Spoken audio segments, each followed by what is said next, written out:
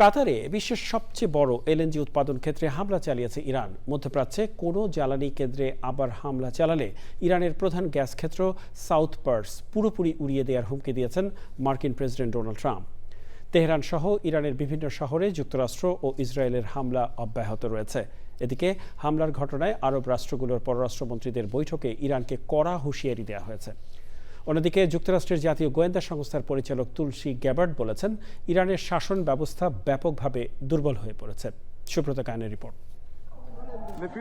মধ্যপ্রাচ্যের কাতার, সংযুক্ত আরব আমিরাত ও সৌদি আরবের গুরুত্বপূর্ণ জ্বালানি স্থাপনায় হামলার পর আঞ্চলিক নিরাপত্তা পরিস্থিতি আরও নাজুক হয়ে উঠেছে।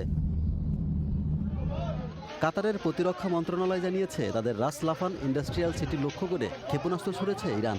এটি বিশ্বের সবচেয়ে বড় এলএনজি উৎপাদন ও রপ্তানি কেন্দ্র।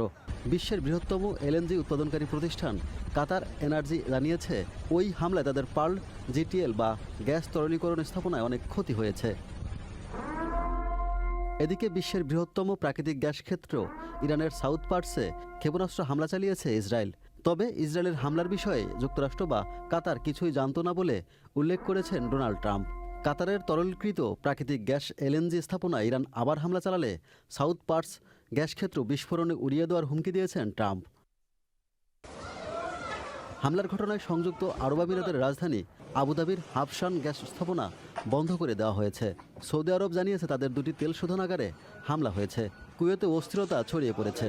দেশটির মিনা আল আহমাদি তেল শোধনাগারে ড্রোন হামলার পর আগুন লাগে, যদিও এতে কোনো হতাহতের খবর পাওয়া যায়নি।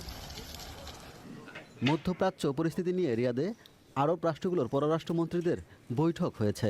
সৌদি আরব সহ উপসাগরীয় দেশগুলোর উপর হামলা আর সহ্য করা হবে না বলে বৈঠক শেষে ব্রিফিংয়ে কড়া হুঁশিয়ারি দিয়েছেন সৌদি পররাষ্ট্রমন্ত্রী প্রিন্স ফয়সাল বিন ফারহান আল সৌদ। বলেন, ইরানের উপর যে সামান্য বিশ্বাস অবশিষ্ট ছিল সেটিও পুরোপুরি ভেঙে গেছে। অন্যদিকে ইরান ইসরায়েলের বিরুদ্ধে পাল্টা হামলা চালিয়ে যাচ্ছে। এর আগে তেল আবিব ও অধিকৃত পশ্চিম তীরে হামলায় অন্তত 4 জন নিহত হয় বলে জানা গেছে। লেবাননের দক্ষিণাঞ্চলও লড়াই তীব্র হয়েছে। ইসরায়েলি বাহিনী জানিয়েছে, তাদের অভিযানে হিজবুল্লাহর 20 জনেরও বেশি যোদ্ধা নিহত হয়েছে। যুদ্ধে অবস্থান নিয়ে ইরানের পররাষ্ট্রমন্ত্রী আব্বাস আরাকচি ফ্রান্সের প্রেসিডেন্ট এমানুয়েল ম্যাখোর সমালোচনা করেছেন। আরাকচি অভিযোগ করেন, ম্যাখো বেসামরিক অবকাঠামোয় হামলা বন্ধের আহ্বান জানালেও যুক্তরাষ্ট্র ইসরায়েলের হামলার বিষয়ে তিনি কোনো নিন্দা জানাননি। যুক্তরাষ্ট্রের গোয়েন্দা সংস্থার পরিচালক তুলসী গাবার্ড বলেছেন, মধ্যপ্রাচ্যে যুক্তরাষ্ট্র ও ইসরায়েলের হামলা ইরানের সামরিক সক্ষমতার বেশিরভাগই ধ্বংস করে দিয়েছে। এতে ইরানের শাসন ব্যবস্থা ব্যাপকভাবে দুর্বল হয়ে পড়েছে। Subrata Gain, channel I.